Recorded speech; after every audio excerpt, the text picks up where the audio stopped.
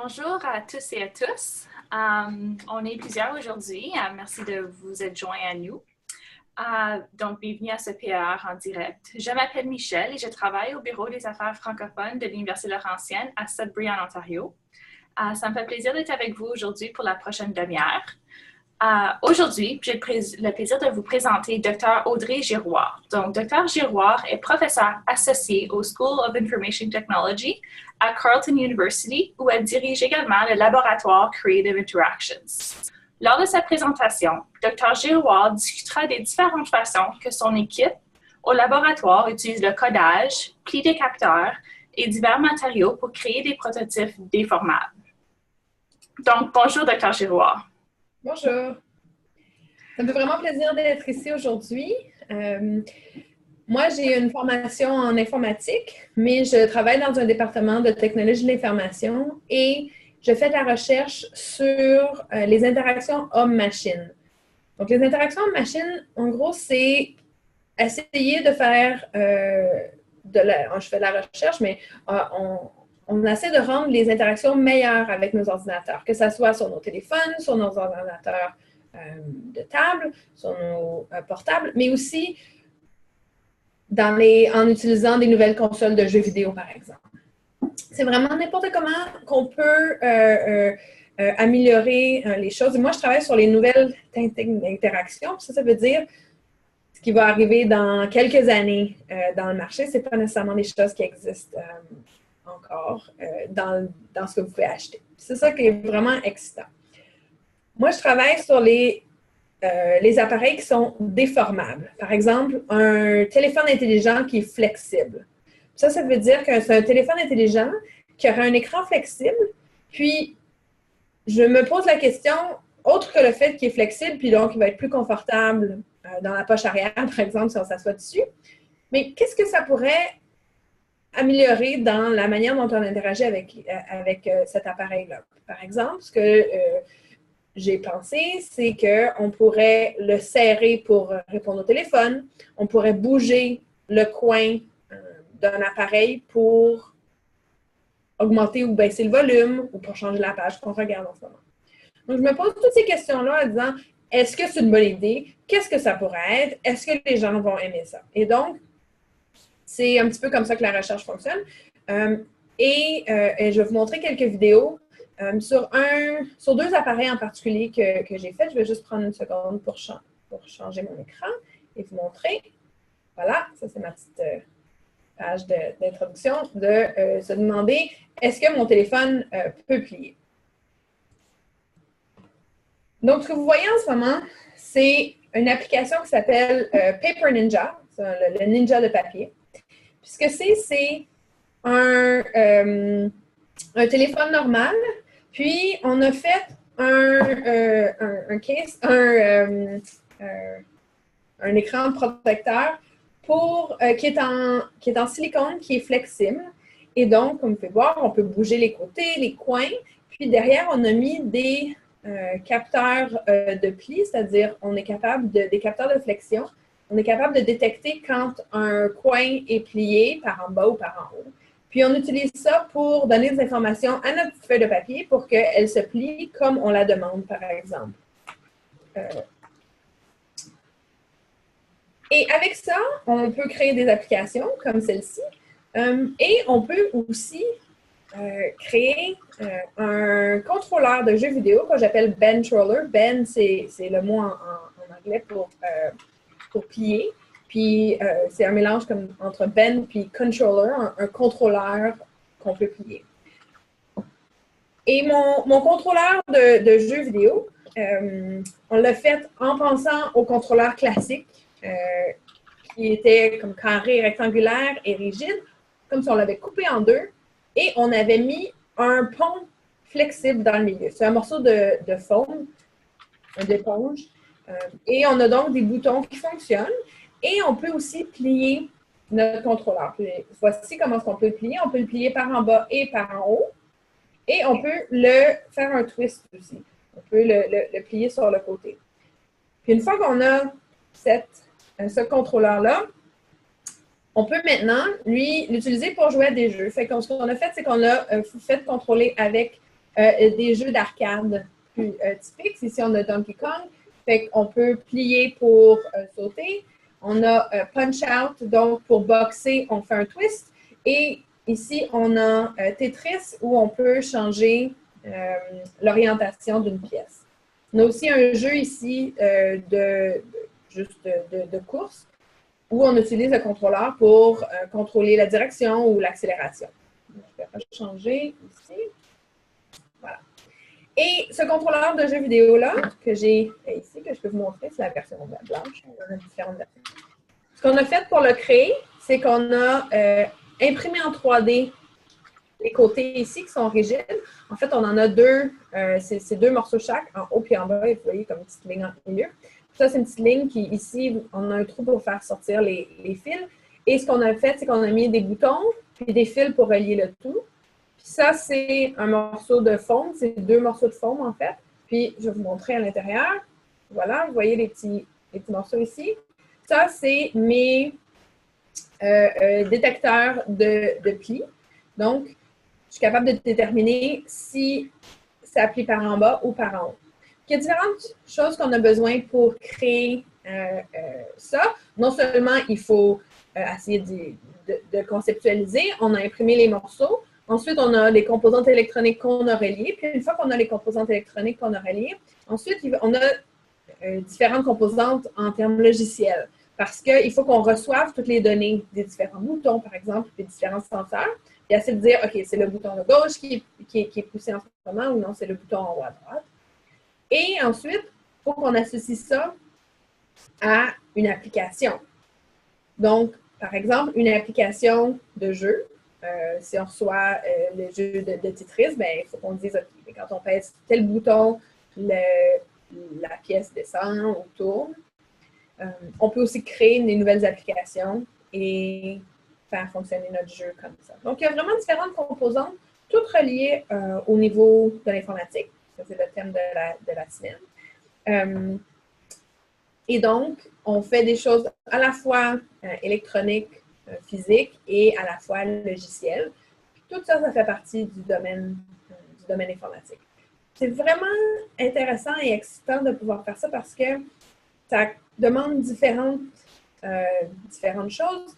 Ça demande beaucoup de créativité pour essayer de réfléchir à comment créer le prototype qui va fonctionner, quelles applications, développer ces applications-là. C'est quelque chose que c'est pas tout le monde qui sait qu'il y a beaucoup de créativité qui est nécessaire en programmation, en informatique. Moi, c'est ce qui me passionne le plus. Je pense que c'est ça qui est intéressant d'être capable d'aller chercher différents éléments, de différents domaines et les mettre ensemble pour arriver à un produit qui est vraiment utile. Une fois qu'on a créé ça, ce qui est nécessaire, c'est de le tester avec des utilisateurs. Parce que moi, je peux créer quelque chose, penser que c'est merveilleux, puis là, je vais le donner à des gens, puis ils vont dire « bof, moi, ça ne m'intéresse pas » ou « ça ne marche pas ton affaire ». C'est ça qui est le principe le plus important des interactions de machine, c'est qu'il faut que tu ailles parler à ceux qui vont l'utiliser. Donc, on a pris notre appareil, pour chaque jeu, on a demandé à une vingtaine de personnes de l'utiliser, puis on a déterminé est-ce que ça fonctionnait bien ou est-ce que ça ne fonctionnait pas bien. Puis, en gros, ils ont trouvé que c'était très stimulant d'utiliser cet appareil-là. Donc voilà, je vais vous laisser poser des questions, puis ça me fait plaisir de parler de mon travail plus avec vous aujourd'hui. Merci beaucoup, Dr. Giroir. Donc, tel que Docteur l'a mentionné, vous pouvez poser toutes vos questions. Toutes questions sont bonnes, puis il est ici pour les répondre. Donc, je sais qu'on a quelques questions qui nous ont été envoyées à l'avance, donc on pourra commencer avec ceux-là, mais j'aimerais aussi qu'on puisse recevoir des questions en ligne de façon directe. Si vous avez besoin des directives par rapport à poser une question virtuellement, c'est assez simple. Vous avez l'option « Converser » au bas de l'écran. Donc, ça va ouvrir une section chat, donc clavardage, qui va s'ouvrir à votre fenêtre. Puis là, vous allez être capable de poser votre question. On va juste vous demander de préciser que la question doit être posée à tous les conférenciers et les partenaires. Donc, vous avez l'option de changer à qui vous envoyez votre question afin que tout le groupe puisse voir la question que vous posez à professeur Giroir aujourd'hui. Donc, sans plus tarder, on va commencer avec les questions, si ça ne dérange pas. Donc, Madame Giroir, vous et vos chercheurs de votre laboratoire, vous développez beaucoup de différents prototypes de qu'est-ce que je peux voir. Donc, vous avez vos jeux vidéo, comme vous venez de nous le montrer, mais aussi au niveau de l'ergonomie, la réhabilitation et l'accessibilité aussi. Donc, de qu'est-ce que je peux voir, tu dois aller rejoindre un peu d'expertise de diverses disciplines. Donc, est-ce que tu peux me parler un peu de comment que tu vas rejoindre ces différentes disciplines et comment que vous travaillez ensemble? Oui, absolument. Les interactions en machine, c'est un domaine qui se prête très bien à la collaboration. Puis, dans mon laboratoire, ça reflète ça. J'ai 8 étudiants en ce moment qui travaillent avec moi. Puis, ils viennent de domaines différents. Il y en a qui sont plus de domaines de technologie, qui ont une formation en informatique ou en génie, par exemple. J'ai aussi des gens qui viennent d'un programme qui s'appelle Interactive Multimedia and Design. C'est donc le multimédia interactif et le design, qui est une formation qui est à moitié technique et à moitié artistique, qui inclut faire de la modélisation, des animations 2D, 3D, du web, des jeux, en même temps qu'à d'apprendre la programmation. Mais j'ai aussi des gens qui viennent du design industriel, d'architecture. Eux autres, qui amènent tout le côté plus physique du produit, de l'ergonomie. Il faut que ça soit confortable, pas juste que ça fonctionne bien. Parce que évaluer un produit, ça inclut toutes ces composantes-là. J'en ai pas en ce moment, mais il y a des gens qui peuvent venir d'un domaine plus la psychologie, par exemple, les sciences cognitives, parce que pour faire des recherches, pour demander à des utilisateurs, bien, il faut faire des expériences, puis il y a tout un champ de compétences là, à savoir comment faire des bonnes expériences. Et puis, j'ai aussi en ce moment une étudiante dans mon laboratoire qui vient de la sociologie et de l'anthropologie. Puis ça, c'est quelque chose qui est absolument pas technique, mais qui est très important pour réussir à comprendre comment les gens vont utiliser les appareils pour de vrai. Si tu demandes de faire un geste très, très compliqué puis de faire des grimaces pour que ton téléphone fonctionne, peut-être que c'est pas tout le monde qui va accepter de faire ça dans l'autobus, par exemple, devant d'autres personnes. C'est une chose quand tu es tout seul dans ta chambre, mais l'acceptabilité en public, c'est quelque chose qui est très important à prendre en compte. Et donc, c'est ce que j'espère que cette étudiante va pouvoir regarder avec moi, avec certains de nos appareils. Donc, il y a vraiment des compétences et des domaines différents. Puis, ce qui est vraiment fascinant, c'est que c'est pas nécessairement des compétences que moi, j'ai. Moi, j'ai pas de formation en sociologie, par exemple, mais je suis capable d'aller chercher l'expérience puis l'expertise de plusieurs sortes plusieurs étudiants différents, plusieurs collaborateurs. Puis, c'est ça qui fait nos projets beaucoup plus riches et intéressants. Wow, c'est très bien de voir comment que vous êtes capable d'aller chercher l'expertise de différentes disciplines pour pouvoir vraiment animer puis alimenter ce que vous faites déjà. Est-ce qu'il y a parfois des défis que vous devez surmonter en combinant votre domaine avec d'autres domaines tels que la psychologie, par exemple? Oui, bien, autant c'est intéressant parce que je vais chercher l'expertise d'autres personnes, autant c'est difficile parce qu'ils n'ont pas la même expertise que moi. Donc, un étudiant qui n'est pas technique, bien, a de la misère et c'est pas quelqu'un qui va être capable de faire les prototypes, par exemple, parce que veut pas, il faut que quelqu'un les fasse aussi. Faut qu'on code. Donc, c'est aussi important. Puis, je leur montre de l'information de base sur la programmation, par exemple, pour que tout le monde ait une base commune. Ça, c'est définitivement un défi. Un autre défi qui n'est pas lié à la collaboration, mais qui est très réaliste et très important dans mon travail, c'est que notre prototype, ben, c'est pas la première fois que je l'ai créé, il ne ressemblait pas à ça. La première fois, on y va de manière très itérative. On réessaie encore et encore, puis on améliore à chaque fois. Puis on fait ça en créant différents prototypes. Au début, ils ne fonctionnent pas. On a fait notre prototype ici, tu vois, j'avais dit, ça c'est en impression 3D, il y a des boutons, il y a de l'électronique qui fonctionne. Mon premier prototype était tout en forme. C'était juste pour être sûr qu'on ait les bonnes grandeurs, où est-ce qu'on met les boutons, on essaie de déterminer ces choses d'avance comme ça. Après, quand on va et on imprime, on sait déjà où devraient être les composantes. Puis encore là, on a imprimé plusieurs versions de ces boîtes-là parce que toutes les impressions n'ont pas toujours fonctionné. Ou quand on utilise l'électronique, ben, il faut qu'on fasse un peu de soudure ou qu'on les connecte, puis ben, les choses se déconnectent régulièrement, disons. Donc ça, c'est définitivement certaines des frustrations dans lesquelles on a parce que nos prototypes, ben, ils brisent. C'est la réalité de la chose. Ce n'est pas des produits commerciaux, mais c'est intéressant et on en profite pour améliorer les choses de prototype en prototype. Mais je suis contente que tu as mentionné ce défi-là parce qu'une autre question, c'était lors de votre processus de design, est-ce que vous devez faire un peu de essais puis de réajustement? Donc oui, c'est bel et bien partie de votre processus de design. Absolument. Puis non seulement on le fait parce qu'ils brisent ou on les utilise nous-mêmes puis on fait « Ah, c'est pas très confortable » ou « C'est très confortable ». On met les utilisateurs dans le processus. Moi, je peux décider que ça fonctionne bien, mais si quelqu'un d'autre a des mains complètement différentes, des grandeurs de mains, en fait, je vais donner un exemple.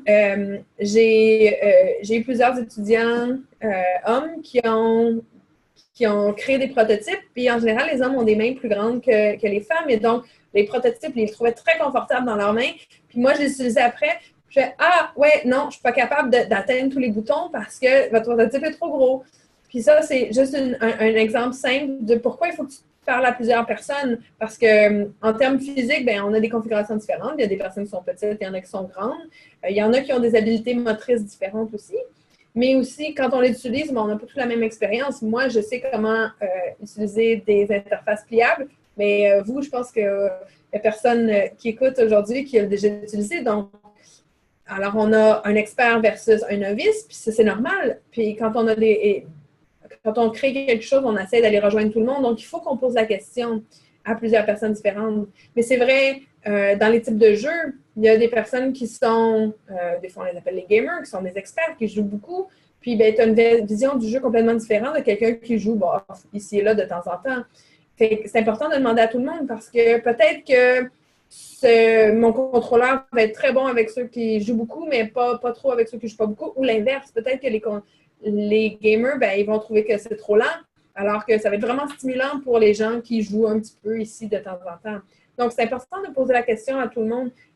On n'a pas toujours la bonne réponse nous-mêmes, puis c'est ça qui est vraiment fascinant dans le domaine des interactions en machine. S'il y a une chose à se souvenir, c'est qu'il faut parler à nos utilisateurs. Ça règle beaucoup de problèmes. Oh, parfait, merci, ça répond très bien à la question. Nous avons une autre question également. Donc, il est évident avec tout ce que vous effectuez dans votre laboratoire que vous devez avoir une variété d'outils et de technologies à votre disposition.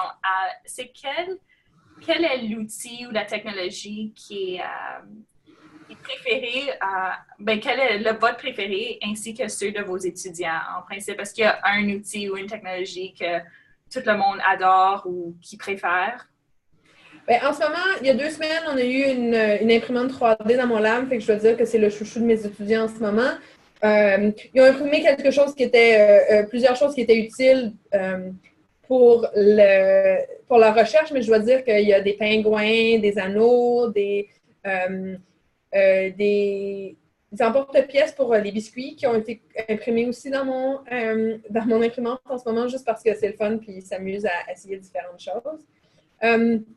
Une fois que ça va être passé, peut-être qu'on va faire de la recherche plus sérieuse. C'est plutôt important aussi. Ce qu'on utilise beaucoup, c'est des trucs, des microcontrôleurs Arduino. On utilise beaucoup ça pour tous les boutons puis les senseurs qu'on utilise. Je dois dire que ça arrive beaucoup.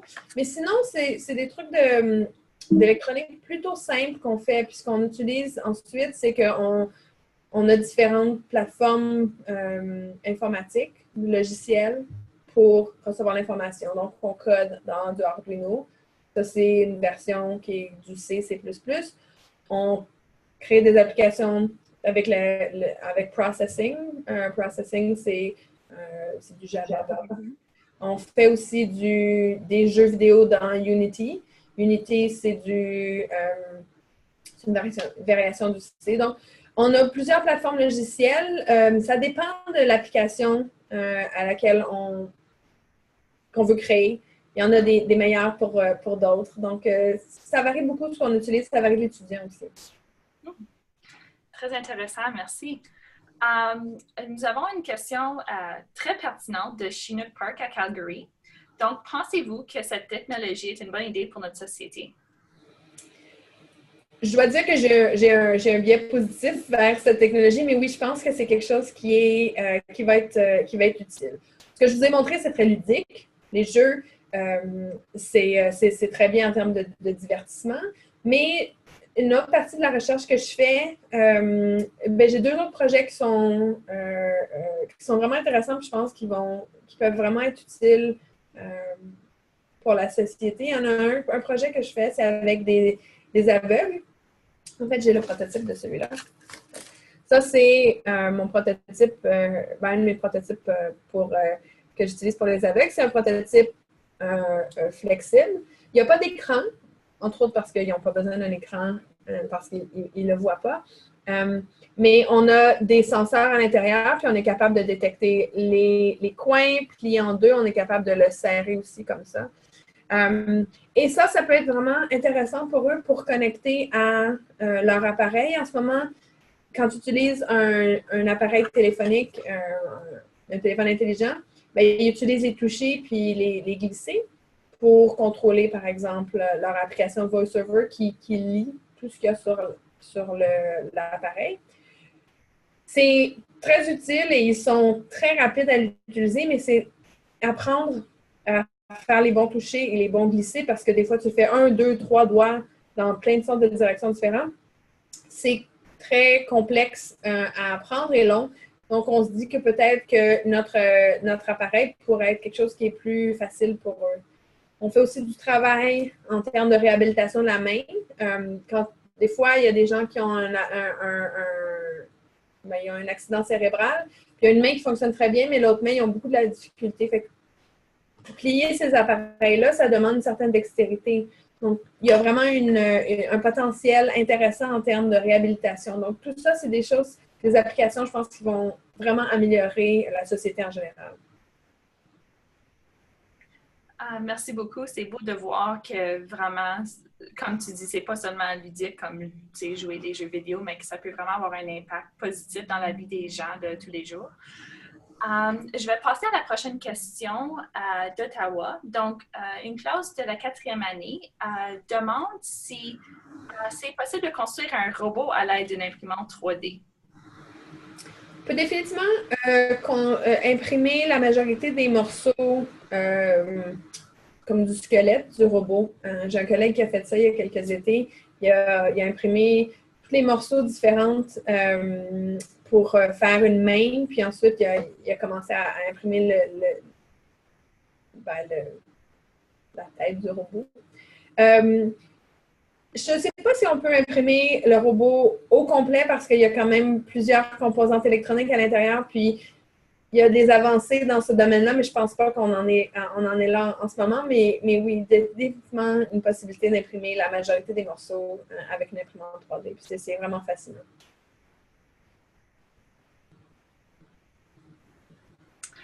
Merci. On a aussi une autre question de Calgary. Est-ce qu'il y a des ordinateurs qui plient? Donc, avons-nous assez de matériel sur notre planète afin de construire et accommoder les demandes? Donc, que ce soit pour les ordinateurs ou pour tout produit que vous développez, est-ce qu'on a les ressources pour développer ce matériel? Donc, en termes d'ordinateurs, les ordinateurs, c'est une question d'écran. Il y a des petits écrans flexibles qui ont été créés, plus, disons, téléphone intelligent. Mais j'ai vu aussi des écrans flexibles beaucoup plus grands, grands comme une feuille de papier, donc plus comme une grandeur tablette, ou j'ai déjà vu plus grand aussi. Donc, on pourrait imaginer avoir des ordinateurs au complet qui plient. Je ne suis pas sûre que d'avoir un ordinateur de table pliable, c'est particulièrement utile. Je pense qu'une tablette pourrait être intéressante. Ça fait un peu plus comme un journal papier, comme ça en fait encore un peu, mais peu. Par rapport au matériel, est-ce qu'on en a assez? C'est pas mon domaine d'expertise. Donc, je dirais que oui, mais je suis pas du tout experte en termes de ressources naturelles. Puis, est-ce qu'on en a assez pour accommoder la demande? Je pense que c'est quelque chose qui va se faire avec le temps. Puis, ça serait bien qu'on développe plus de méthodes pour recycler les appareils électroniques, mais ce n'est pas mon domaine du tout. Donc, je vais laisser la chose à un autre expert. Merci beaucoup, Dr. Audrey.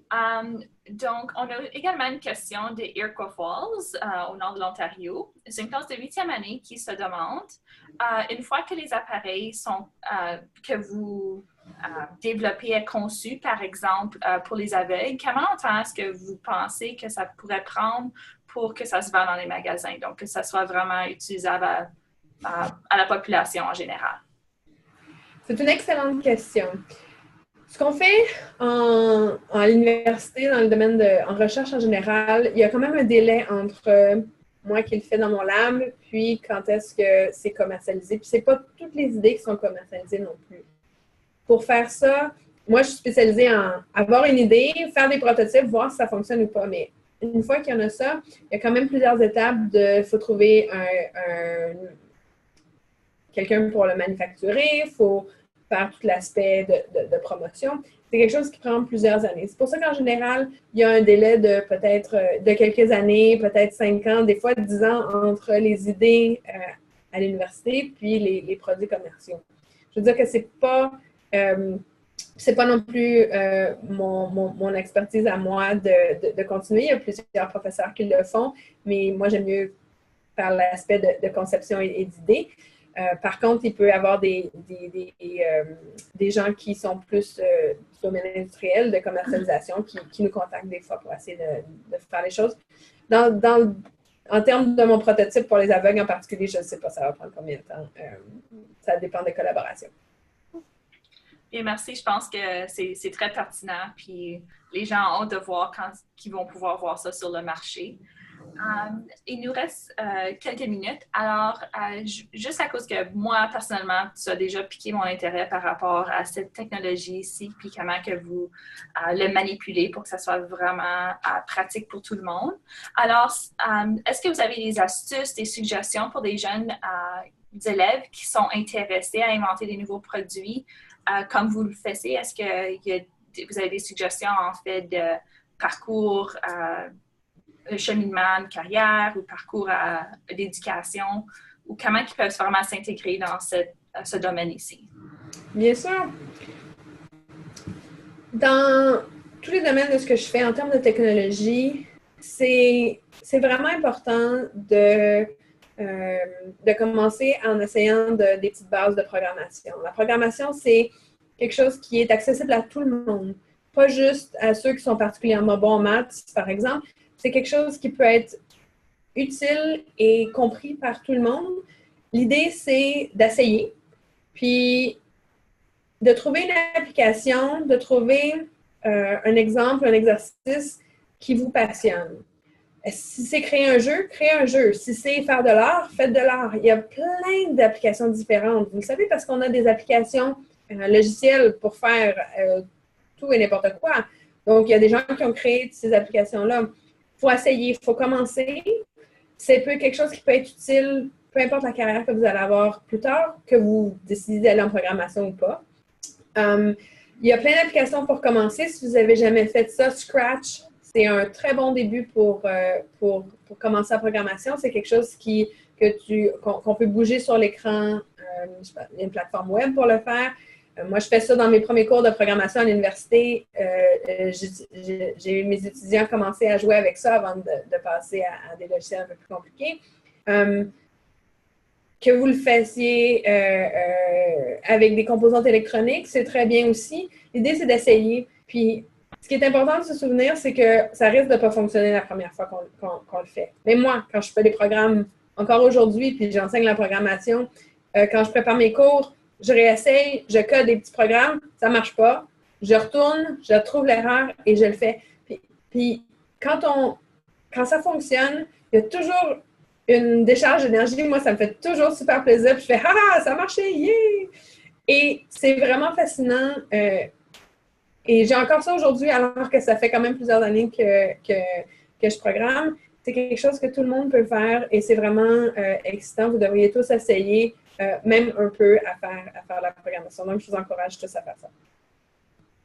Merci beaucoup. Donc, vous avez besoin de l'intérêt puis de la persévérance. Puis après ça, vous pouvez vous lancer dans le domaine puis suivre les suivis à Dr. Audrey.